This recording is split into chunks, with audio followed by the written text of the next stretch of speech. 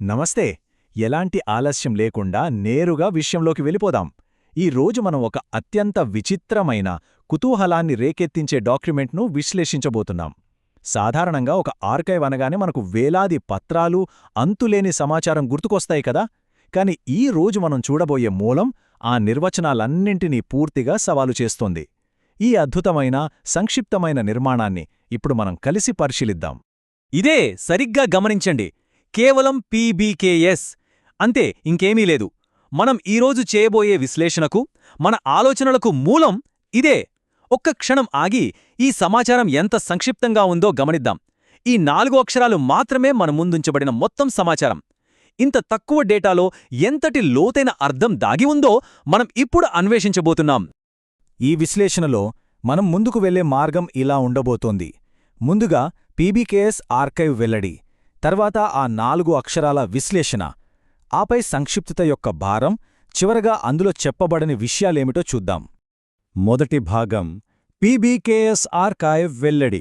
ఇక్కడ మనం మూలాన్ని పరిశీలిద్దాం. ది పీబీకేఎస్ ఆర్కైవ్స్ అనే ఆ పెద్ద శీర్షిక చూడగానే ఎంతో సమాచారం ఉంటుందని మనం ఆశిస్తాం గదా. కాని దానికి సమాధానంగా మనకు దొరికింది కేవలం ఆ శీర్షికలోని ఒకే ఒక్క పదం, పీబీకేఎస్. అదొక్కటే. ఇది ఒక వలయంలాంటి నిర్మాణం. తన గురించి తాను చెప్పుకునే ఒక పదం తప్ప ఇక్కడ మరేమీ లేదు. ఎంత ఆశ్చర్యంగా ఉందో కదా. అవును, కరెక్ట్గా ఒకే ఒక్క పదం. ది పీబీకేఎస్ ఆర్కైవ్ లాంటి పెద్ద పేరున్న మూలం నుంచి కేవలం ఒక్క పదాన్ని మాత్రమే ఎంచుకుని మనకందించారు. ఇంత పెద్ద ఆర్కైవ్ నుండి ఇలా కేవలం ఒకే ఒక పదాన్ని ఎంచుకోవడం వెనుకున్న ఉద్దేశమేమై ఉంటుంది? ఇదంతా చాలా పక్కా ప్రణాళికతో చేసినట్లు అనిపిస్తోంది గదూ. దీంతో మనకొక పెద్ద తాత్వికమైన సందేహం వస్తుంది. అసలు ఒక ఆర్కైవ్ అంటే ఏమిటి? ఒక ఆర్కైవ్ మొత్తం కేవలం 4 అక్షరాలతోనే ముగిసిపోతే ఇక దాని ఉనికిని ఎలా అర్థం చేసుకోవాలి? అసలు ఒక ఆర్కైవ్ను ఏది నిర్ణయిస్తుంది? దాని పరిమాణమా, లేక దాని ప్రాముఖ్యత? ఈ ప్రశ్న మనల్ని మరింత లోతుగా ఆలోచించేలా చేస్తుంది. ఇప్పుడు రెండవ భాగం, 4 అక్షరాల విశ్లేషణ. దీని నిర్మాణాన్ని ఒకసారి పరిశీలిద్దాం.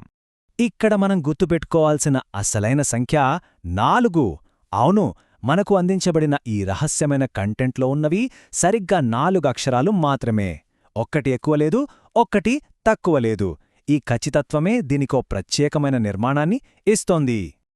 ఇప్పుడు వాటి భౌతిక ఉనికిని జాగ్రత్తగా గమనిద్దాం. పీబీకేఎస్. ప్రతి అక్షరానికి దానికంటూ ఒక ప్రత్యేకమైన స్థానముంది. వీటిని ఒక పదంలా కాకుండా 4 విభిన్నమైన సంకేతాలుగా చూడాల్సిన అవసరం ఎంతైనా ఉంది.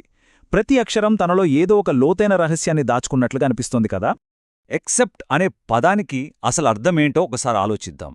ఎక్సెప్ట్ అంటే ఏదైనా ఒక పెద్ద రచన, సినిమా లేదా సంగీతం నుంచి తీసుకున్న ఒక చిన్న భాగం అని అర్థం.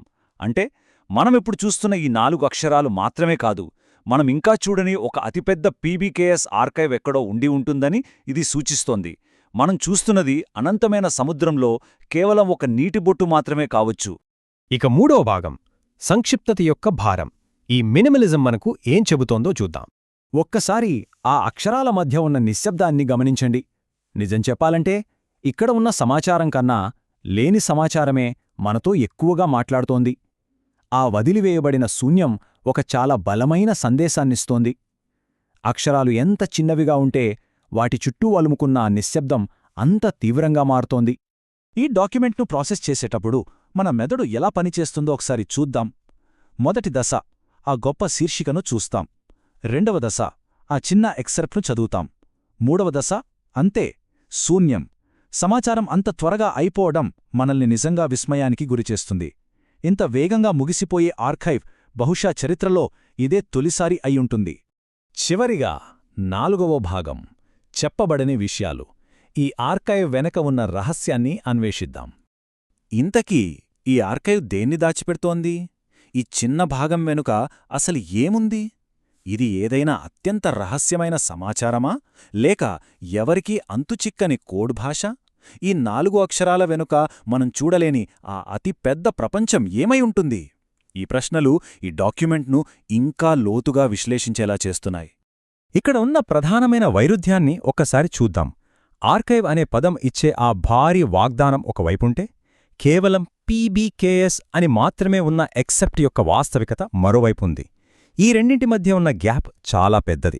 ఇక్కడ మనకు తెలిసిన దానికంటే తెలియని ఆ మిగిలిన అపారమైన భాగమే ఇప్పుడు మన ముందున్న అతిపెద్ద సవాలు.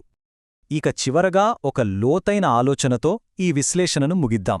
బహుశా సమాచారాన్ని దాచడం కాదు, ఈ బ్రీవిటీ అంటే ఈ సంక్షిప్తతే ఆ ఆర్కైవ్ యొక్క అసలైన అంతిమ సందేశమేమో. ఆ 4 అక్షరాలు తమకు తాముగా ఒక సంపూర్ణమైన ప్రపంచాన్ని సృష్టిస్తున్నాయా? ఆ అద్భుతమైన మూలం యొక్క నిజమైన లోతులను అన్వేషిస్తూ ఆ అక్షరాల గురించే ఆలోచించేలా చేసే ఈ ప్రశ్నతోనే ఈ ఎక్స్ప్లెయినర్ను ముగిద్దాం. ఇది నిజంగా మన బుర్రకు పనిచెప్పే విషయమే, అవునా?